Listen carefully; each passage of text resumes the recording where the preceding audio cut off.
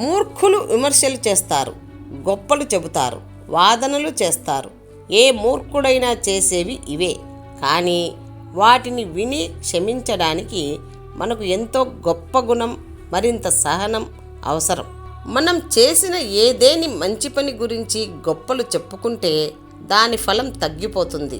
దానిని రహస్యంగా ఉంచితే దాని ఫలం ఎన్నో రెట్లు పెరుగుతుంది. గొప్పలు చెప్పుకోవడం ఆపండి. మీరేంటో ముందు మీరు తెలుసుకోండి. మీ వ్యక్తిత్వాన్ని ప్రపంచానికి తెలియజేయండి. నీ గురించి నువ్వు గొప్పలు చెప్పుకోకు. ఎందుకంటే మాకన్నా నీ బ్రతుకు ఏంటో నీకే బాగా తెలుసు. గొప్పలు చెప్పుకోవడానికి, కొందరు చూపించుకోవడానికి ఏమీ ఉండదు. పెద్దగా మాట్లాడడం, గొప్పలు చెప్పడం, నైపుణ్యం గల వారిలా ప్రదర్శనలు ఇవ్వటం వ్యక్తిగతంగా ఆనందాన్నిస్తాయి, ఉన్నతిని సాధించడానికి ఉపయోగపడవు. దేహంలో ఆరోగ్యం, మనసులో ఆనందం, ఈ రెండు ఉన్నవారిదే అసలైన గొప్ప జీవితం. అందంగా మాట్లాడడం ఒక కళ. అనవసరంగా మాట్లాడకుండా ఉండటం ఇంకా గొప్ప కళ.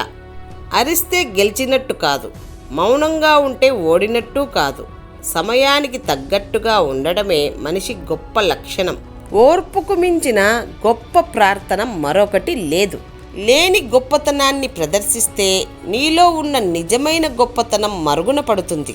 ఎంత గొప్పగా జీవించావో నీ చేతలు చెప్పాలి. ఎంత గొప్పగా మరణించావో ఇతరులు చెప్పాలి. ఒకరికి మేలు చేసే పని ఏదైనా గొప్పదే. ఒక గొప్ప పని నిజాయితీగా చేయాలని ప్రయత్నించే ప్రతి మనిషి గొప్పవాడే. ధనవంతుడు చేసే చిన్న పనికి కూడా గొప్ప ప్రచారం లభిస్తుంది. అదే పేదవాళ్ల గొప్ప పనికి కూడా ఎలాంటి ప్రచారమూ ఉండదు. ఒకరు బాగుపడితే చూడలేనివాడు తాను బాగుపడ్డ జీవితంలో ఎన్నడూ సుఖపడలేడు.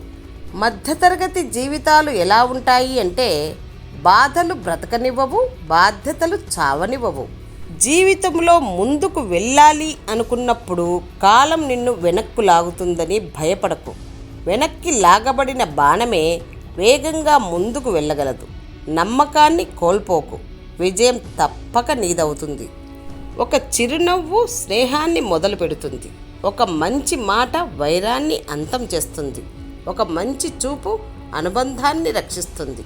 ఒక మంచి వ్యక్తిత్వం జీవితాన్నే మార్చేస్తుంది.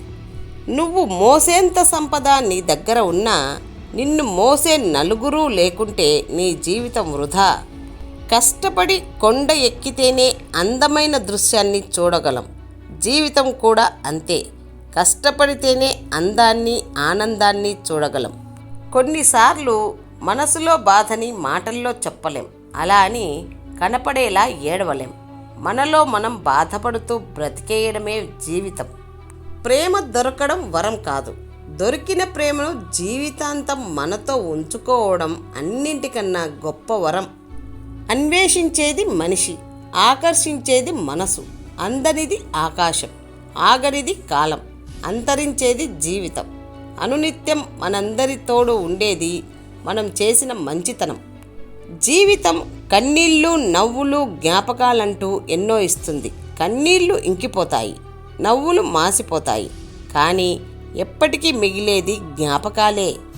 నువ్వు చేసే మంచి పని ఏదైనా సరే దాని ఫలితం జీవితంలో ఎప్పుడో ఒకప్పుడు తప్పకుండా నిన్ను వచ్చి చేరుతుంది. జీవితం ఒక తరగతి గది. ప్రతిరోజు ఏదో ఒక కొత్త పాఠం నేర్పిస్తూనే ఉంటుంది. ఆడపిల్ల ఉసురు అన్నిటికన్నా ప్రమాదకరం. గుర్తుపెట్టుకో, మంచి చెడు ఏదైనా సరే ఆడదాని కన్నీటికి కారణం కాకు.